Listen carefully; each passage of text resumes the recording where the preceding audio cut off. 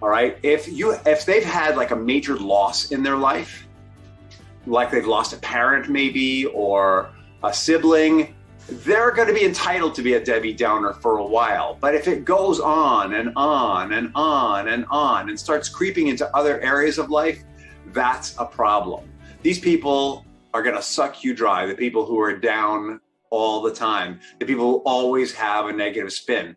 I'm not talking about people who are grieving. I'm talking about people who are just generally negative about. Welcome to another episode of Rich in Relationship. And today we are talking about kinds of toxic spouses. Yesterday, we talked about how you might feel around them, what the way is that you interact that might be bringing you down, the energy, the emotion.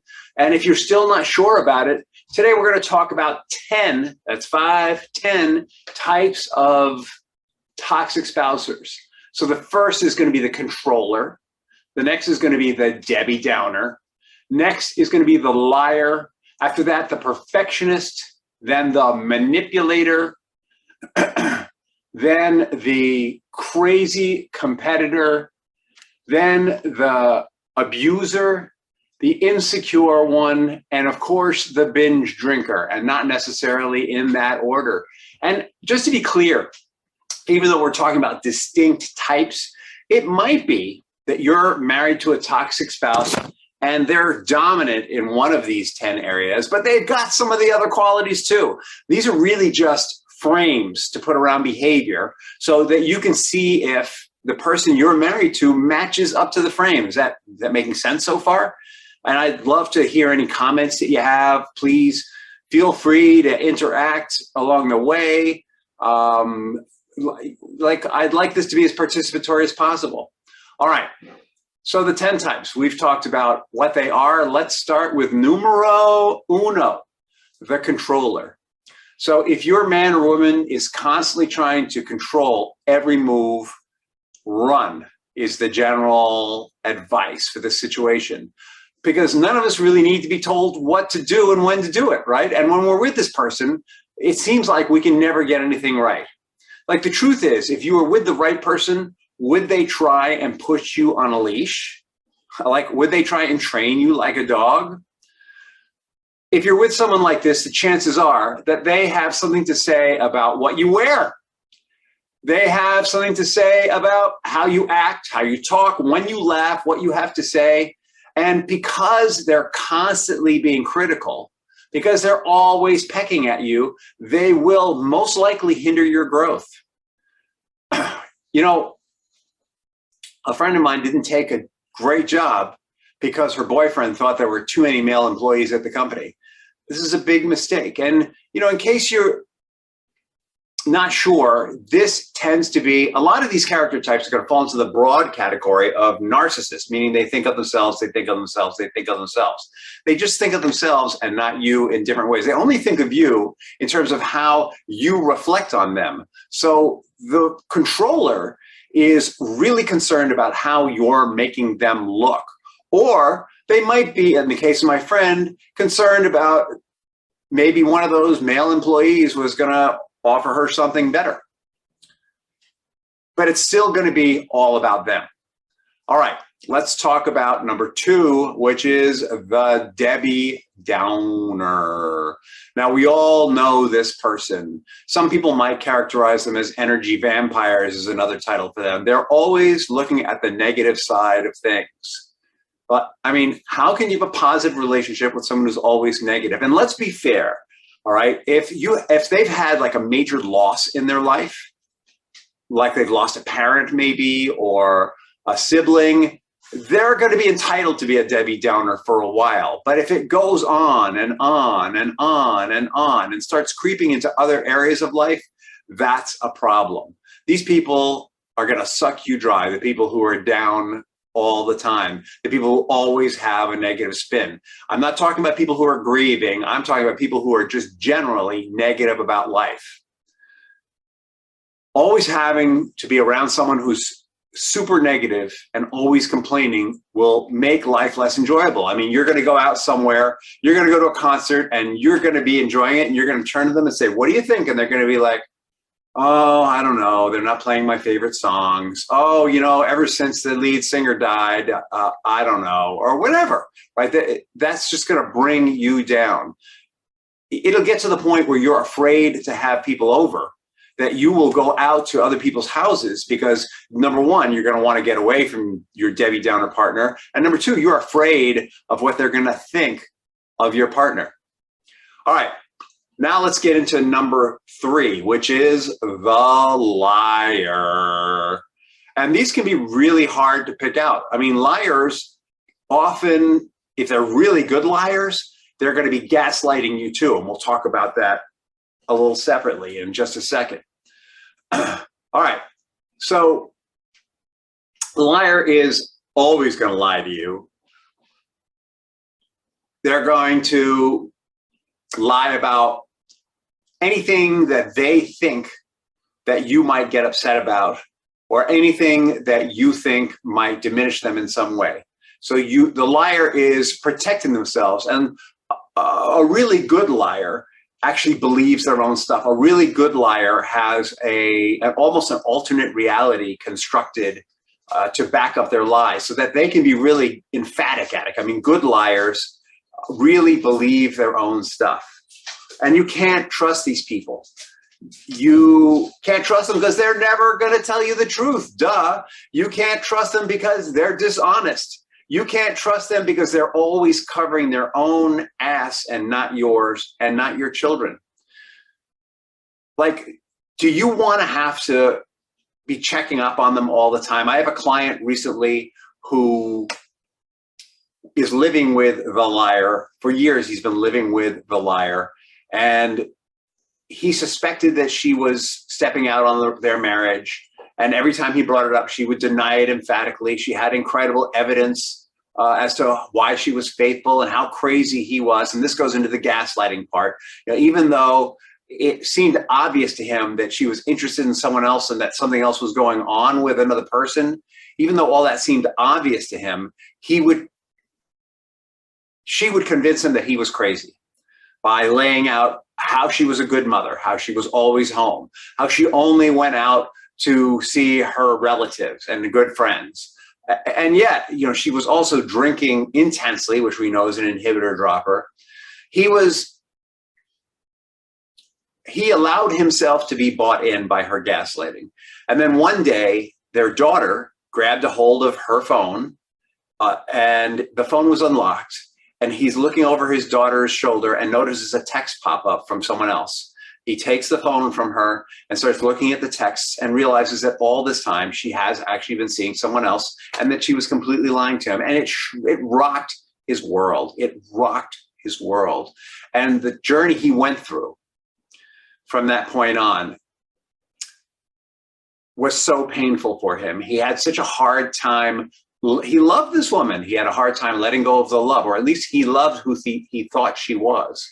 He had a hard time accepting the circumstances of it. But because he had the well-being of his daughter and his family on the front burner, he followed through. He chose not to believe her stories anymore. He got educated about gaslighting. He's been working with me for a while now, and he's really clear about if she ever really wanted to reconcile, what the conditions are that he would reconcile under, and they're pretty strict, pretty fierce.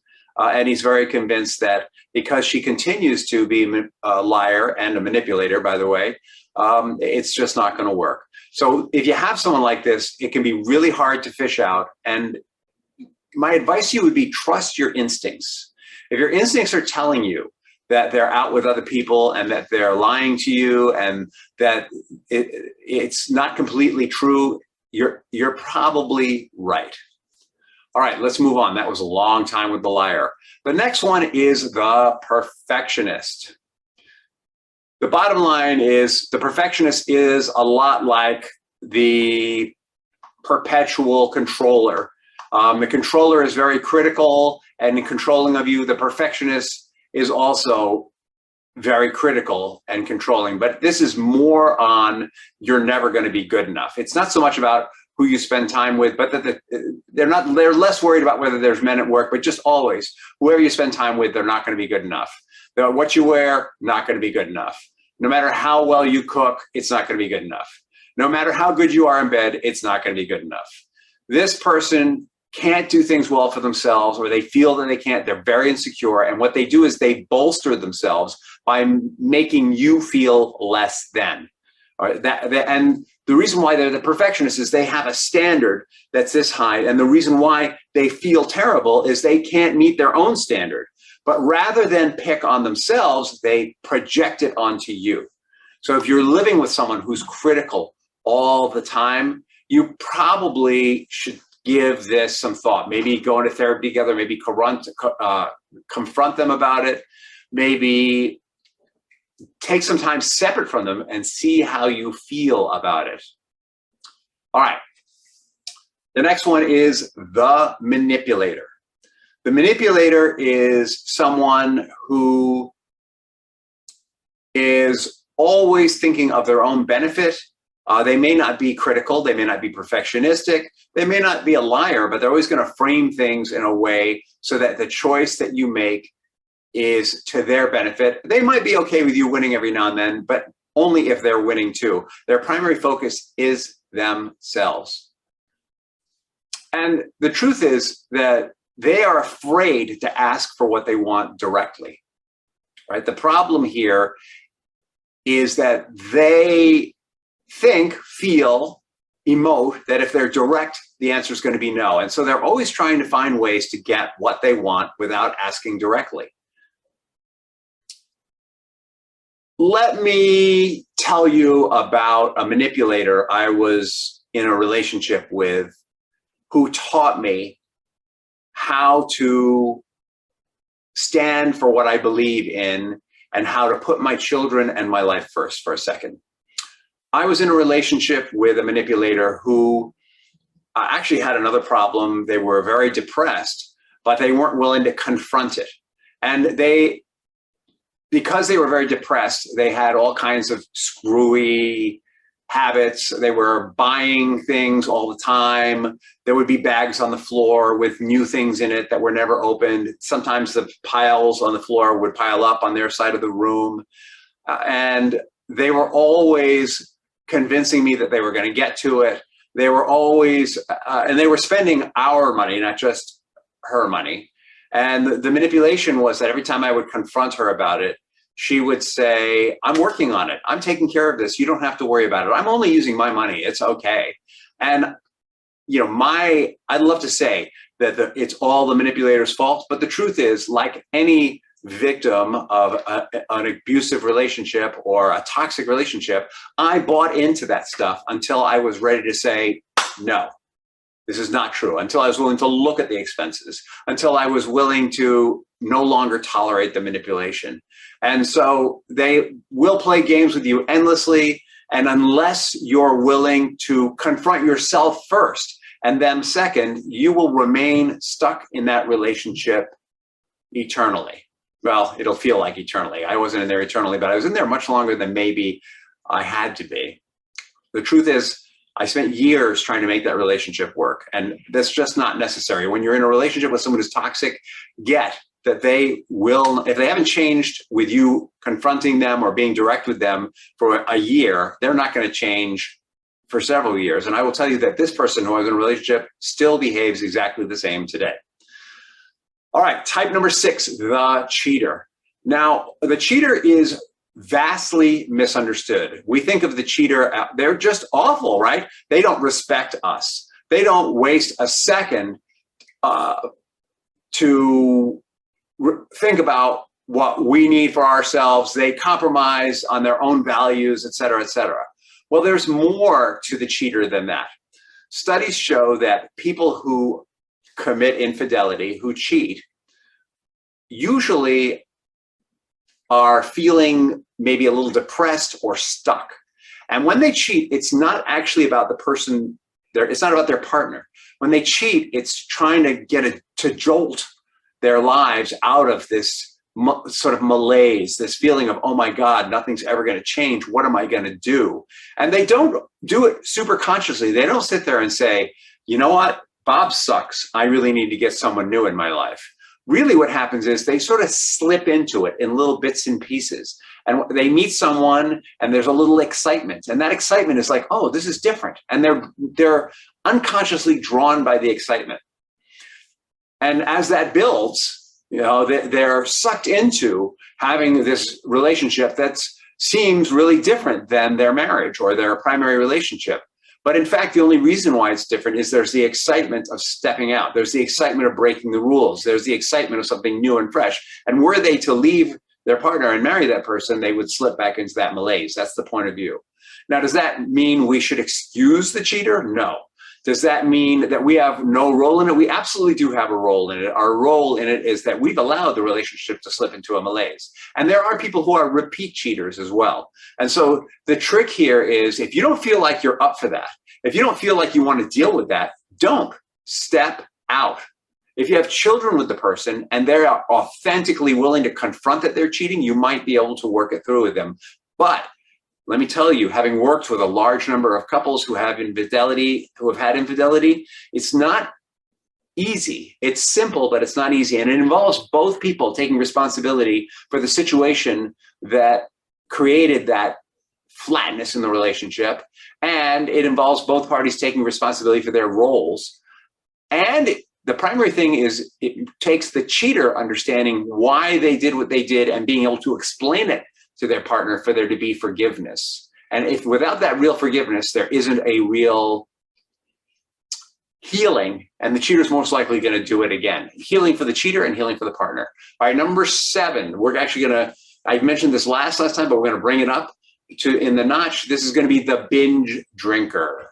And the binge drinker is also very misunderstood. Very often we think that the binge drinker is just morally inept, that they can't control themselves, that they care more about their binge drinking than their relationship. But the truth is that many binge drinkers are actually have a disease. They have the disease of alcoholism. And so we have to be careful about how we judge this person.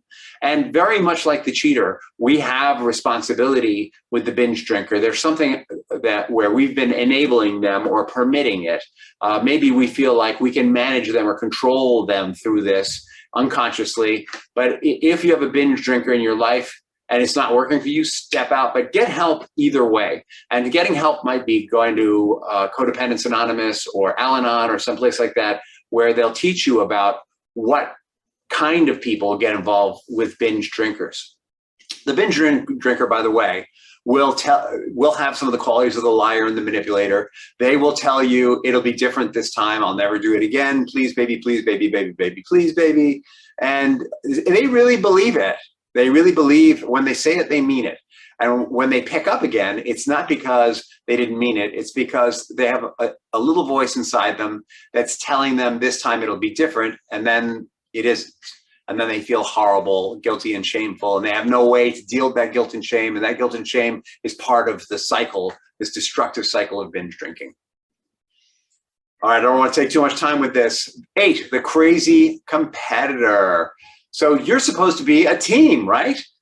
You're supposed to be partners, except that one of you is always kicking the other one's butt in everything. They're always one-upping your accomplishment. You come back from work and say, I got a raise. And they say, so what? I make more than you. Or my last raise was more than yours.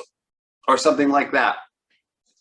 Or maybe they're competing for the attention of the children. Maybe you feel closed out in your relationship with your children because they're the better parent all the time. And you just can't seem to get a leg in edgewise. You know, this is a very insidious type of toxicity. And the competitors are not going to let go of it easily because it's so insidious. In our culture, competition is exemplified, right? We love competitors. We love winners. And the competitor is someone who's addicted to winning. They're so addicted to winning that they will change the frame in any conversation so that they are the winner. Number 9, the abuser. What kind of abuse are we talking here? There's all kinds of abuse. First, there's physical abuse. That's obvious. And in the last chapter, we were talking about how if someone puts their hands on you, the best thing you can do is reach out for help from the authorities. Do not try and solve this yourself. Do not try and solve it with your therapist. Do not try and solve it with your best friend. Do not try and solve it with your mother. When your partner puts their hands on you, they are breaking the law. And there are numbers that you can call for help with this. These are not-for-profits that are dedicated to helping people with this. And it's really important that you feel like you can talk to someone. If you're afraid to call the police, it's important that you talk to someone. So I'm going to say this again. You can reach out to the National Domestic Violence Hotline. They're on 24/7. That's 800-799-7233, the National Domestic Hotline. So if you're afraid to call the police, call them and have a conversation with them. And these are people who have been where you've been. They will walk you through it. Now, there are other kinds of abuse, though, besides putting hands on people. People can be big and physically threatening without ever putting their hands on you. And we call this emotional violence. When somebody feels threatening to you, they're in your face and they're yelling and they're very intense. This is emotional abuse. Now, they just think they're expressing their anger. They may not know they're emotionally abusive. And they may be educatable on this, but many abusers are hooked on the victim-abuser relationship. And so as long as you're showing up feeling like a victim in that relationship, they're going to have a hard time shifting.